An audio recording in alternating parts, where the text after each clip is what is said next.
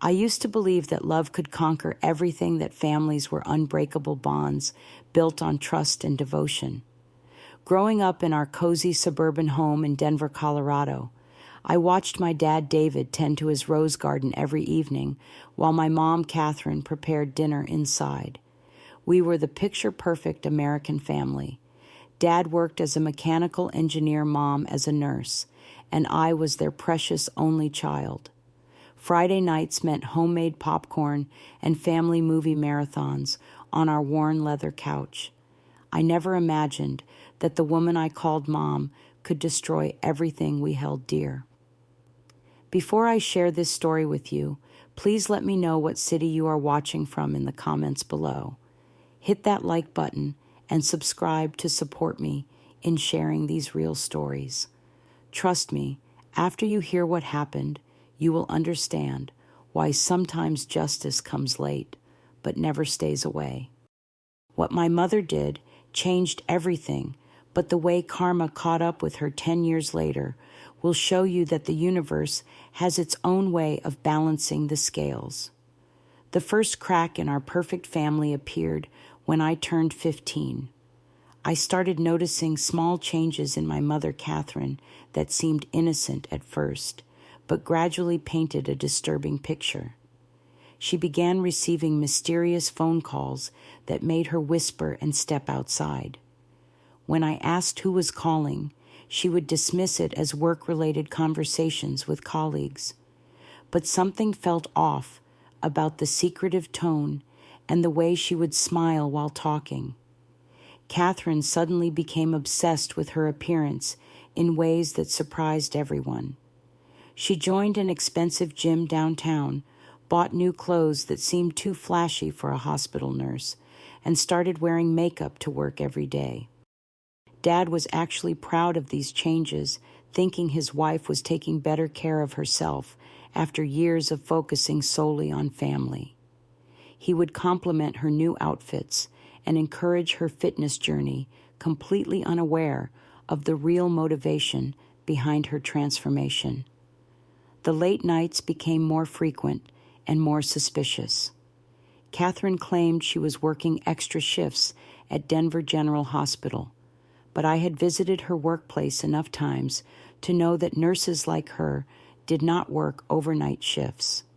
When I questioned these inconsistencies, she became defensive and angry, telling me that I was too young to understand adult responsibilities.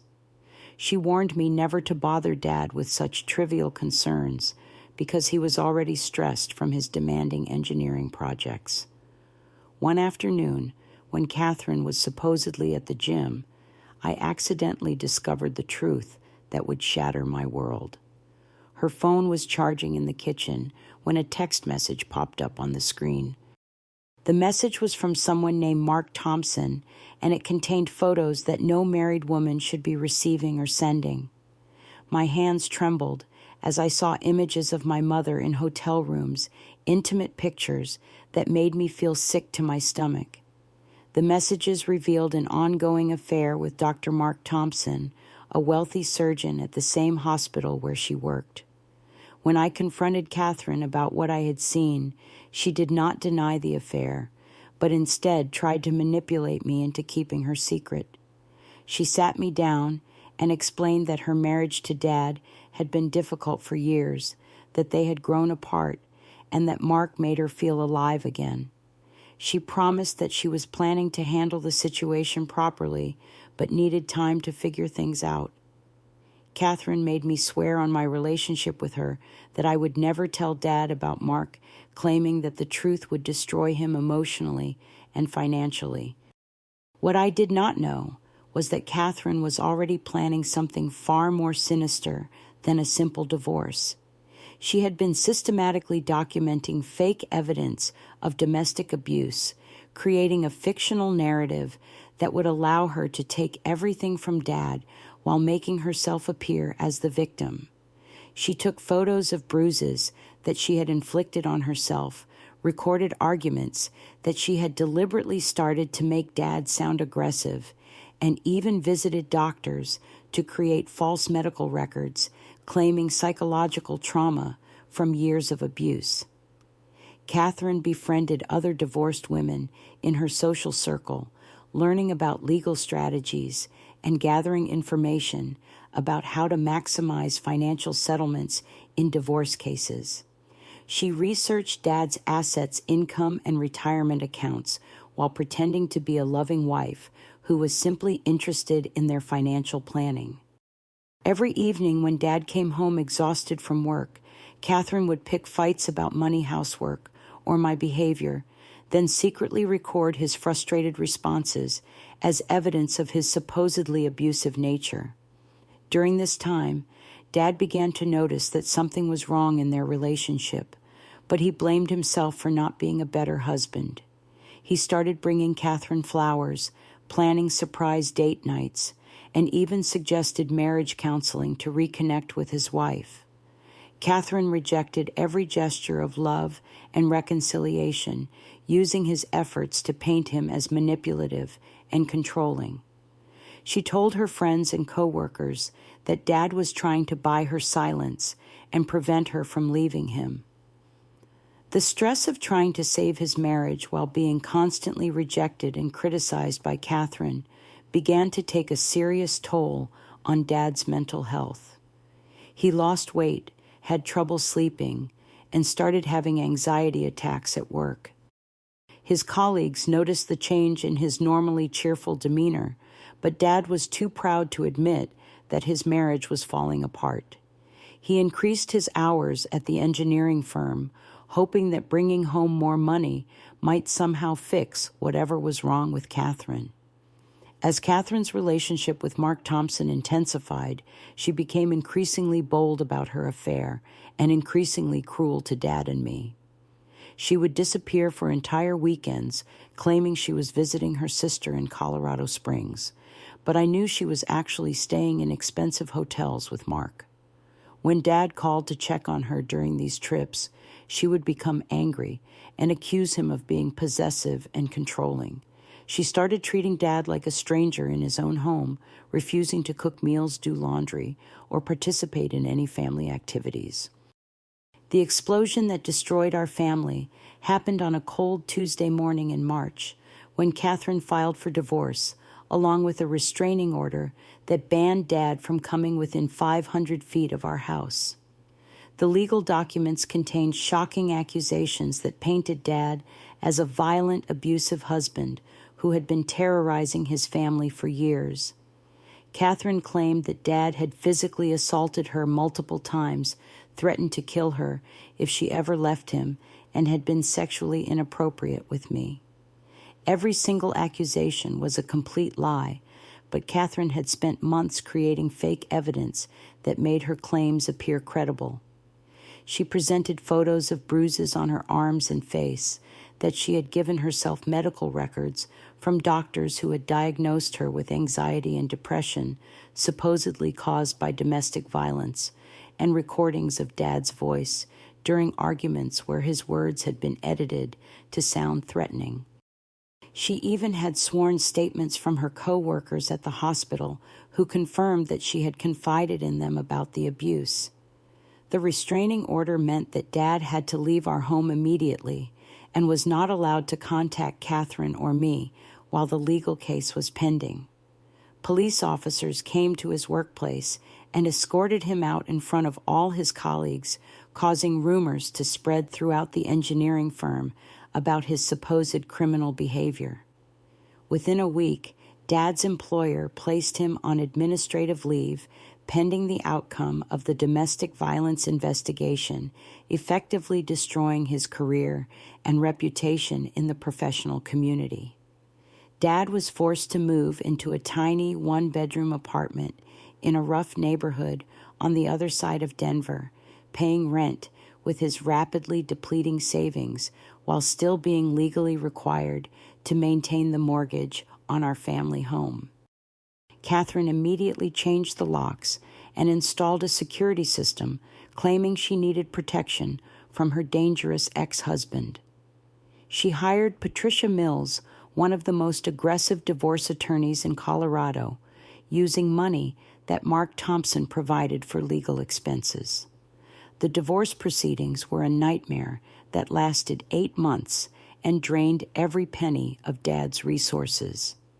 Catherine's expensive legal team presented their fabricated case with professional precision, while Dad could only afford a public defender who was overwhelmed with cases and had no time to properly investigate the false evidence. The attorney tried to argue that Dad was being framed, but without concrete proof of Catherine's deception, the judge was forced to consider the extensive documentation that appeared to support her claims. Catherine testified in court with tears streaming down her face, describing years of alleged physical and emotional abuse that had supposedly escalated to the point where she feared for her life and mine. She claimed that Dad had threatened to kill both of us if she ever tried to leave him, and that he had been financially controlling, preventing her from having access to their bank accounts or credit cards. Every word was a carefully crafted lie, but her performance was so convincing that even I began to doubt my own memories of Dad's gentle, loving nature. The court awarded Catherine everything she had demanded and more. Dad was ordered to pay $3,500 per month in alimony and $1,200 per month in child support, amounts that exceeded his take-home pay from his engineering job. He lost the house, 70% of their joint savings, his retirement accounts, and even his beloved pickup truck that he had restored in our garage. The judge granted Catherine full custody of me with supervised visitation rights for Dad, meaning that he could only see me for 2 hours every other weekend in the presence of a court-appointed supervisor. Dad's mental health deteriorated rapidly as the reality of his situation became clear. He had lost his wife, his daughter, his home, his career, and his financial security based on completely false accusations that he had no way to disprove. The supervised visits with me were torture for both of us, as we sat in a sterile room with a social worker taking notes while Dad tried to maintain some connection with his only child. Catherine had forbidden me from having any contact with Dad outside of these official visits, monitoring my phone calls and internet activity to ensure compliance. Meanwhile, Catherine was living her best life with Mark Thompson, who had moved into our family home just 3 weeks after the divorce was finalized. She quit her nursing job and became a full-time socialite, spending her days shopping, getting spa treatments, and traveling to expensive resorts with Mark's money. She treated me like an unwelcome burden, often leaving me alone in the house for days while she went on romantic getaways with her new boyfriend. Catherine's neglect of me became so obvious that neighbors started to notice.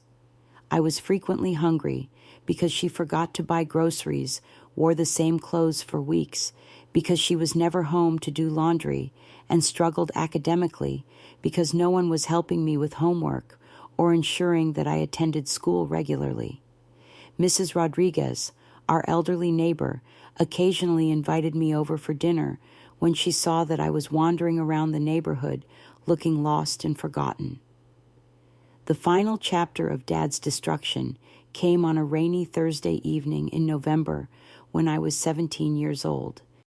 I received a phone call that changed everything forever and confirmed that Catherine's cruelty had finally achieved its ultimate goal. Dad had been found dead in his apartment by the landlord who had come to collect overdue rent payments that Dad could no longer afford on his disability benefits and part-time work at a hardware store. Dad left behind a 5-page letter that detailed everything Catherine had done to frame him and destroy his life. He wrote about discovering her affair with Mark Thompson, about the fake evidence she had created, about the lies she had told in court, and about his complete inability to prove his innocence or rebuild his reputation. The letter contained specific dates, names, and details that only someone who had been systematically betrayed could have known. Dad also apologized to me for not being strong enough to fight longer and explained that he hoped his death might somehow free me from Catherine's control. Catherine refused to allow me to attend Dad's funeral, claiming that it would be too emotionally traumatic and potentially dangerous given his history of domestic violence. She used the restraining order that was still technically in effect to justify keeping me away from the service, even though Dad was obviously no longer a threat to anyone. I had to sneak out of the house with help from Mrs. Rodriguez, who drove me to the small cemetery where only a handful of Dad's former colleagues had gathered to pay their respects. However, Dad's death also marked the beginning of Catherine's downfall, as the truth about her deception slowly started to emerge. Sarah Martinez, a nurse who had worked with Catherine at Denver General Hospital, finally came forward with information that she had kept secret for 2 years. Sarah revealed that Catherine had openly bragged to her about manipulating the divorce system, claiming that she was smart enough to take everything from Dad while making him look like the villain. Sarah provided investigators with detailed accounts of conversations where Catherine had admitted to creating fake bruises, falsifying medical records, and coaching other hospital employees to lie in court about witnessing signs of domestic abuse. She also revealed that Catherine and Mark Thompson had been having their affair for almost 2 years before the divorce proceedings began contradicting Catherine's claim that the relationship had developed after she separated from Dad due to his alleged violence. The private investigator hired by Dad's brother, Uncle Jim, uncovered additional evidence that exposed the full extent of Catherine's fraud. Hotel security footage showed Catherine and Mark together long before she had claimed their relationship began. Medical records revealed that her supposed injuries had been treated by doctors who later admitted to falsifying reports in exchange for payment from Mark and financial documents, proved that Catherine had been hiding assets and income to maximize her divorce settlement. Mark Thompson abandoned Catherine as soon as the investigation became public, terrified that his medical career would be destroyed if he was connected to the fraud case. He claimed that he had been deceived by Catherine's lies about being abused and insisted that he had only been trying to help a woman escape a dangerous situation. Mark quickly relocated to a hospital in another state and cut off all contact with Catherine, leaving her to face the consequences of her actions alone. Catherine was charged with perjury fraud and filing false police reports crimes that carried significant prison sentences and financial penalties. She lost her nursing license. Her house was seized to pay legal fees and restitution to Dad's estate, and she was forced to declare bankruptcy when the legal bills exceeded her ability to pay. The Colorado State Board of Nursing permanently banned her from working in healthcare, and her criminal record made it almost impossible to find employment in any professional field. The justice system finally acknowledged that Dad had been innocent of all charges, but this vindication came too late to save his life or restore his reputation. The judge who had presided over the original divorce case expressed regret about the outcome and implemented new procedures for evaluating domestic violence claims, but these changes could not bring Dad back or undo the damage that had been done to our family. Over the past 10 years since Dad's death, Catherine's life has continued to spiral downward in ways that feel like cosmic justice for her evil actions. She currently lives in a rundown trailer park outside Denver, working minimum wage jobs when she can find employers willing to hire someone with her criminal background. Her health has deteriorated significantly due to stress, poor living conditions, and lack of medical care, and she has no friends or family members who are willing to maintain contact with her.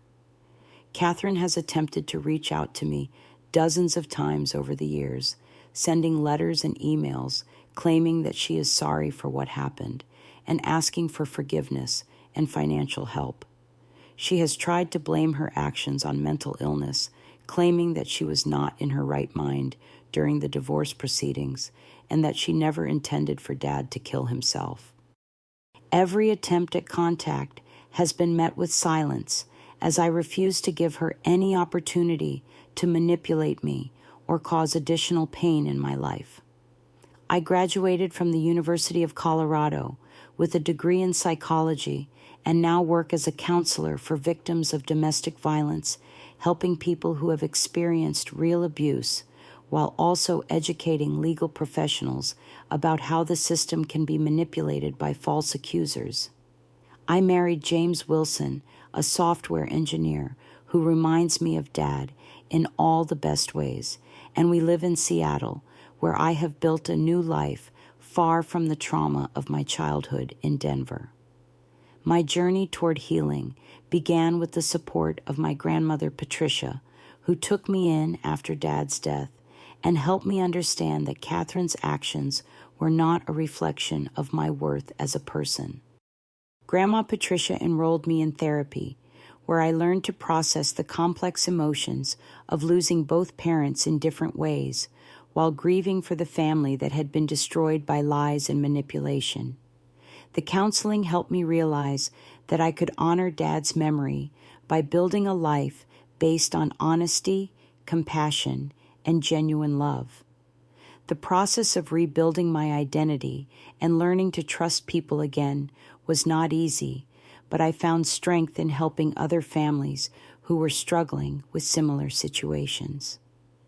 My work as a domestic violence counselor has shown me that real abuse, victims deserve support and protection, while also highlighting the importance of ensuring that the legal system cannot be weaponized by people with malicious intent like Catherine.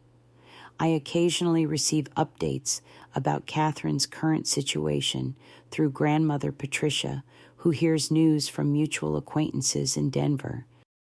Catherine now lives alone in a cramped trailer, struggles with multiple health problems that she cannot afford to treat, and works sporadically at fast food restaurants and retail stores that do not conduct thorough background checks. She has no retirement savings, no property, no lasting relationships, and no prospect of improving her circumstances at her age. While I do not take pleasure in anyone's suffering, I feel a sense of peace, knowing that Catherine is experiencing the natural consequences of her choices without any intervention from me.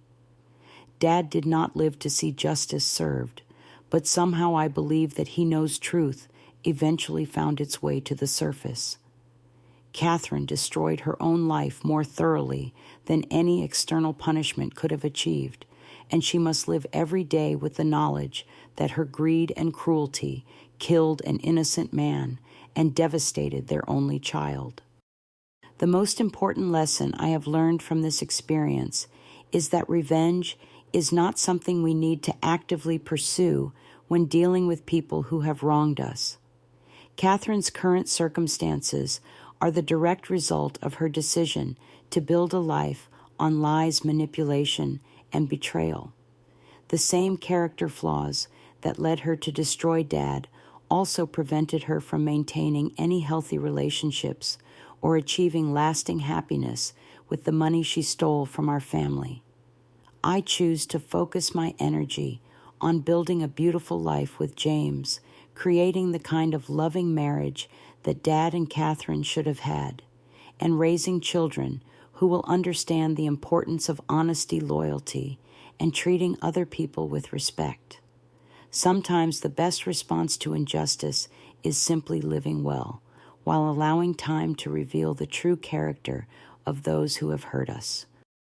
My father David deserves so much better than what Catherine gave him, but his memory lives on through the positive impact I try to make in the world every day. Dad taught me that real strength comes from gentleness, that real love requires sacrifice, and that real success means leaving the world a little better than we found it. Catherine may have taken his life, but she could not destroy the values he instilled in me or the love that continues to guide my choices. Sometimes the best revenge is simply living well while watching those who wronged you destroy themselves with their own choices. My father did not get to see justice, but somehow I believe he knows that truth always finds its way to the surface. Have you ever experienced betrayal from someone you trusted completely, and how did you find the strength to rebuild your life afterward? Please share your thoughts in the comments below, and do not forget to like this video if my story resonated with you in any way. Subscribe to hear more real stories about overcoming family trauma and finding healing after betrayal. Share this video with anyone who might need to hear that justice sometimes comes in unexpected ways, and that building a good life is the best response to those who try to destroy us. Thank you for listening to my story, and I hope it brings you some comfort if you are dealing with your own difficult family situation. Remember that you have the power to break cycles of dysfunction and create the loving relationships that you deserve, no matter how dark your past may seem.